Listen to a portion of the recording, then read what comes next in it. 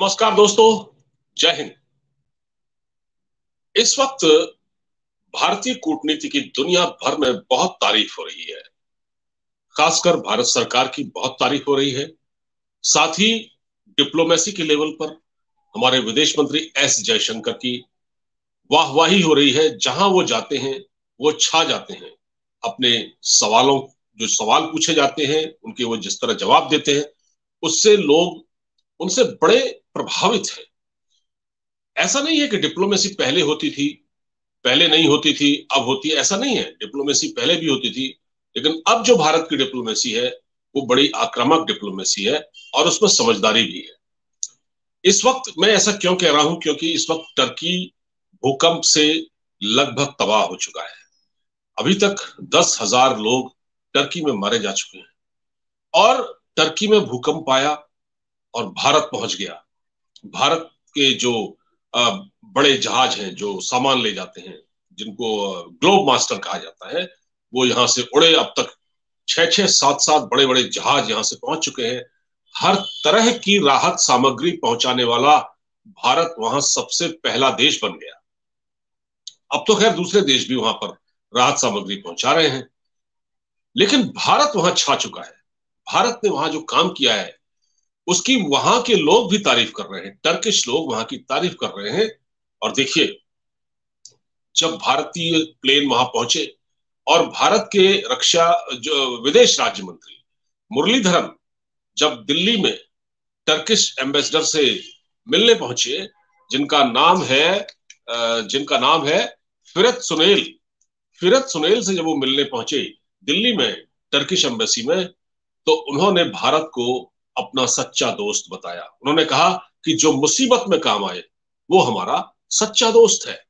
लेकिन अगर भारत दोस्त है तो इस दोस्त के लिए टर्की ने उसकी राह में कितने कांटे बोए।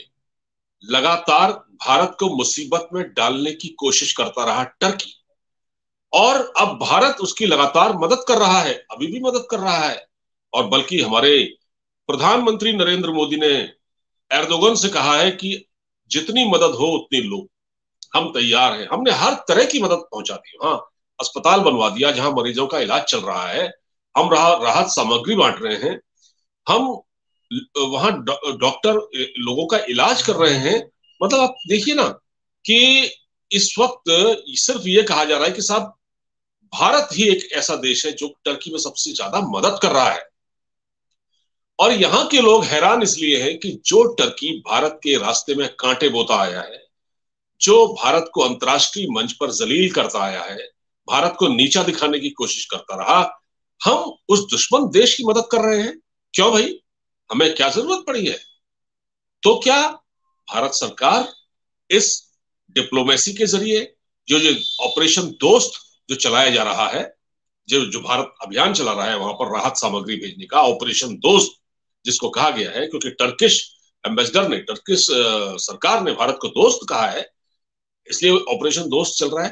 तो क्या टर्की जो भारत को हर मंच पर घेरता आया है, क्या टर्की कभी भारत का साथ देगा? क्या इस डिप्लोमेसी के जरिए हम टर्की की जहनियत को बदल सकते हैं? उसका जो कट्टरपन है, उसका जो वो जिस तरह से वो पाकिस्तान के साथ खड़े होता है हर मंच पर, क्या हम उसको बदल सकते हैं? आइए मैं आपको बताता हूं कि टर्की ने भारत की राह में कितने कांटे बोए। मैं आपको 7-8 पॉइंट बताता हूं और आपको समझ में आ जाएगा कि टर्की अब तक भारत के साथ क्या करता आया है। नंबर 1, देखिए, टर्की ने यूनाइटेड नेशंस में हमेशा पाकिस्तान का साथ दिया है, ठीक है। और ये वो मुल्क है जिसने कश्मीर में जनमत संग्रह कराने की वकालत की थी, जबकि कश्मीर भारत और पाकिस्तान का द्विपक्षीय मुद्दा है। इसमें तीसरी कोई भी पार्टी, तीसरा कोई भी देश दखल नहीं दे सकता। और हाँ, तो अमेरिका का स्टेटमेंट भी है कि इसमें तो गुंजाइश है ही नहीं। और हम हमेशा यही कहते हैं, इससे पहले डोनाल्ड ट्रंप जो अमेरिका के राष्ट्रपति थे वो भी यही कहते थे, बाकी देश भी यही कहते थे, ये दो देशों का आपसी मामला है। लेकिन टर्की ने यहां जनमत संग्रह कराने की मांग की थी। नंबर 2, टर्की जम्मू कश्मीर को पाकिस्तान का हिस्सा मानता है। कहता है कि जम्मू कश्मीर पाकिस्तान का हिस्सा है, जबकि पाकिस्तान ने उस क्षेत्र पर, यानी जो भारत का था, उस पर कब्जा कर रखा है, जिसको हम पाकिस्तान ऑक्यूपाइड कश्मीर कहते हैं। भारत पाकिस्तान के कब्जे वाला कश्मीर, इसी को लेकर सारी समस्या है। तीसरी बात, धारा 370 जब भारत ने हटाई कश्मीर से, उसको रिवोक किया, 370 और 35A, तो पाकिस्तान के पेट में तो दर्द होना लाजमी था, लेकिन उससे ज्यादा दर्द टर्की के पेट में हुआ, तैयब एर्दोगान के पेट में हुआ, टर्की के खलीफा के, जो आज भारत से अब दोस्ती की बातें कर रहा है। 370 जब हटाया गया, तो 370 हटाने के बाद टर्की ने क्या कहा कि इसको दोबारा बहाल किया जाए, इसको दोबारा बहाल किया जाए। ठीक। चौथा पॉइंट है, अब आप देखिए, भारत में केदारनाथ में एक आपदा आई थी, उत्तराखंड राज्य में केदारनाथ प्रलय, और वो बहुत भयानक, उसमें वो एक त्रासदी थी जिसमें बहुत सारे लोग बह गए, बहुत सारे घर बह गए, बहुत नुकसान हुआ, बड़े पैमाने पर नुकसान हुआ। भारत सरकार ने वहां रेस्क्यू ऑपरेशन चलाया था। अभी भी उत्तराखंड में यदा कदा छोटी मोटी आपदाएं आती रहती हैं। तो जब उत्तराखंड में आपदा आई थी, तो एक टर्किश मिनिस्टर हैं, जिन्होंने केदारनाथ में आए प्रलय पर क्या कहा था, जो स्टेटमेंट दिया कि ये अल्लाह ने काफिरों को सजा दी है। क्या कहा था? अल्लाह ने काफिरों को सजा दी है। तो मैं ये पूछना चाहता हूं टर्की से, तो क्या आज अल्लाह ने टर्की को सजा दी है? ठीक। तो ये कितना घटिया स्टेटमेंट था टर्की का। अच्छा, पांचवा पॉइंट, पाकिस्तान को FATF की ग्रे लिस्ट से निकालने में टर्की ने एड़ी से चोटी का जोर लगा दिया, हमेशा उसके साथ खड़ा रहा FATF की ग्रे लिस्ट से निकालने। हालांकि अब तो पाकिस्तान ग्रे लिस्ट से बाहर आ ही गया है, लेकिन जब वो ग्रे लिस्ट में था, माफ कीजिए, तो टर्की ने बड़ा जोर लगाया, हमेशा पाकिस्तान के साथ खड़ा रहा। और इसके अलावा आप ये सोचिए कि अगर पाकिस्तान के साथ मलेशिया और टर्की या चाइना जैसे देश नहीं होते ना, तो पाकिस्तान कब का ब्लैक लिस्ट हो चुका होता, और उसकी हालत हालत सूडान जैसी हो जाती, सूडान और सोमालिया जैसी। अब पाकिस्तान पूरी तरह से बैंकरप्ट हो रहा है। ये तो तब है जब वो ग्रे लिस्ट से बाहर निकल आया है, जो काली सूची है, सॉरी, जो ग्रे लिस्ट है उससे बाहर निकल आया है। अगर काली सूची में, यानी ब्लैक लिस्ट में चला गया होता, तो पाकिस्तान का और बुरा हाल होता। माफ कीजिए। अच्छा, एक पॉइंट और है कि जो मैंने कहा आपसे कि ग्रे लिस्ट से निकलवाने में बहुत मदद की टर्की ने पाकिस्तान को, है ना। अच्छा, टर्की जो है वो पाकिस्तान को सबसे ज्यादा हथियार सप्लाई करता है, और वो भी सस्ते रेट पर, कम दरों पर, कम कीमतों पर हथियार सप्लाई करता है। अच्छा, अब इस एक हाइट देखिए, एर्दोगन जो वहां के तानाशाह हैं, उनकी एक हाइट देखिए। उन्होंने क्या कहा, उन्होंने बल्कि क्या किया कि अपनी पार्लियामेंट में जम्मू कश्मीर पर एक स्पेशल कमेटी गठित कर दी, ताकि कश्मीर का इश्यू उनकी पार्लियामेंट में भी उठाया जाए। हम तो पाकिस्तान का साथ दे रहे हैं, वो अपने आप को मुस्लिम वर्ल्ड का खलीफा मानता है ना एर्दोगन। तो वो सोचता है कि मैं तो एक दिन आएगा जब मैं सऊदी अरब को रिप्लेस कर दूंगा और मैं अरब वर्ल्ड में छा जाऊंगा। मैं अरब मैं ही जो है मुस्लिम उम्मा का, तो 57 देश हैं, उसमें से आज मैंने एक चीज देखी है कि जो कतर के जो अमीर है, वो पहुंचे हैं, वो पहुंचे थे टर्की, और उन्होंने करीब वहां 30 लाख मोबाइल दिए हैं, मोबाइल फोन बांटे हैं, और बहुत कुछ दिया है, पैसा दिया है। वो आ गए और उन्होंने अपना काम करके दे दिया, लेकिन पाकिस्तान को नहीं आने दिया टर्की ने। टर्की ने कहा, पाकिस्तान हमसे दूर रहो, फूटो यहां से, मत आना यहाँ।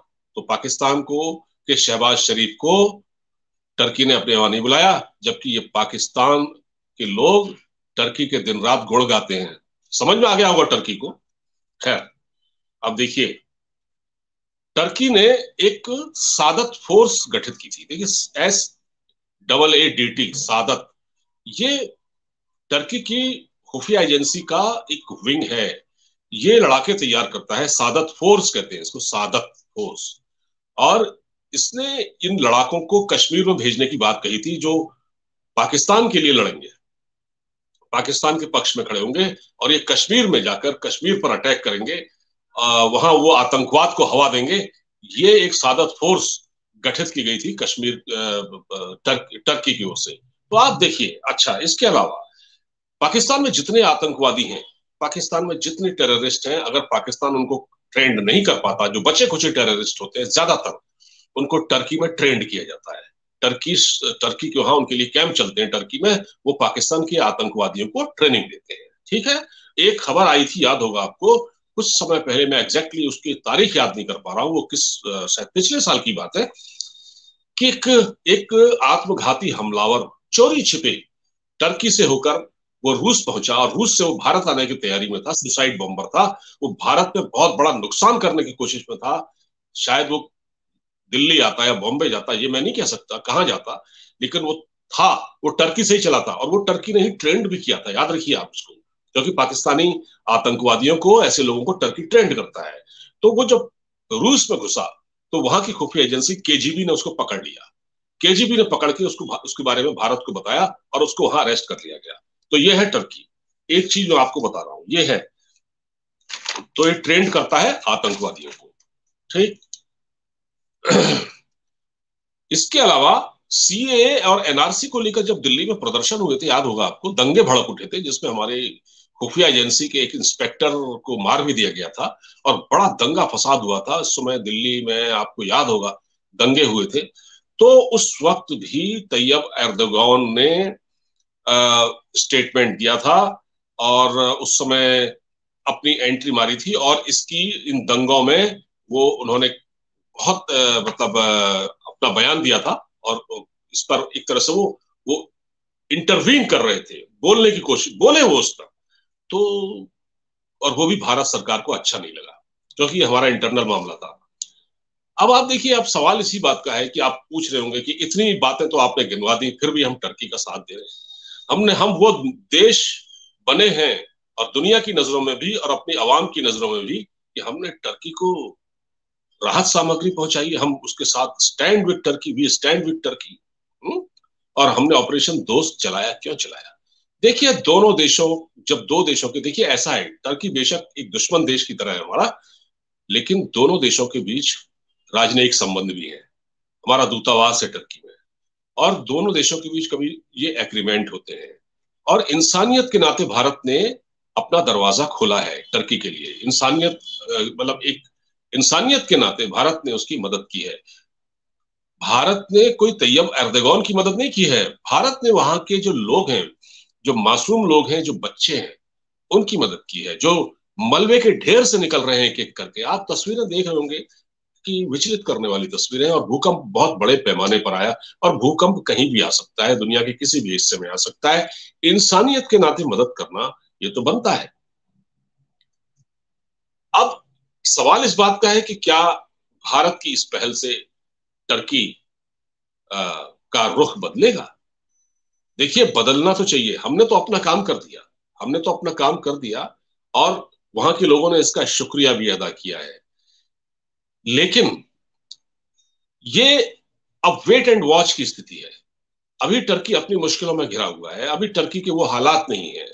इलेक्शन भी होने हैं टर्की में, और उसमें भी तैयब एर्दोगान की जो वो है, जो प्रतिष्ठा है, वो दांव पर लगी हुई है। टर्की के लोग तैयब एर्दोगान से खुश नहीं है, क्योंकि जो इमारतें मलबे के ढेर में तब्दील हुई, उसमें घटिया मटेरियल लगाया गया था, उस पर भी सवाल उठे हैं, और ये सब वहां की सरकार के नॉलेज में था, उनको पता था ये सब क्या हो रहा है। करप्शन बहुत है टर्की के अंदर, और जो ये जो हाई राइज जो बिल्डिंग बनी है वहां पर, जिसमें जो लोग नीचे दबे मर गए, उसमें ऐसा नहीं है कि पूरी तरह से टर्की की सरकार को क्लीन चिट दे दी जानी चाहिए। रही बात हमारे संबंधों की टर्की के साथ, तो अब हम भी वक्त का इंतजार कर रहे हैं कि क्या टर्की अपने उस पुराने रुख पर कायम रहता है, इतनी मदद करने के बावजूद भी इंसानियत के नाते, या फिर वो, हम जो बात कह रहे हैं कि टर्की हमारा एक तरह से दुश्मन है, क्या फिर हमको यही कहने पर मजबूर होना पड़ेगा? ये वक्त बताएगा। वीडियो को शेयर कीजिएगा, चैनल को सब्सक्राइब जरूर कीजिएगा, अपना फीडबैक, अपने कमेंट हमको जरूर दीजिएगा। नमस्कार, धन्यवाद, जय हिंद, जय भारत।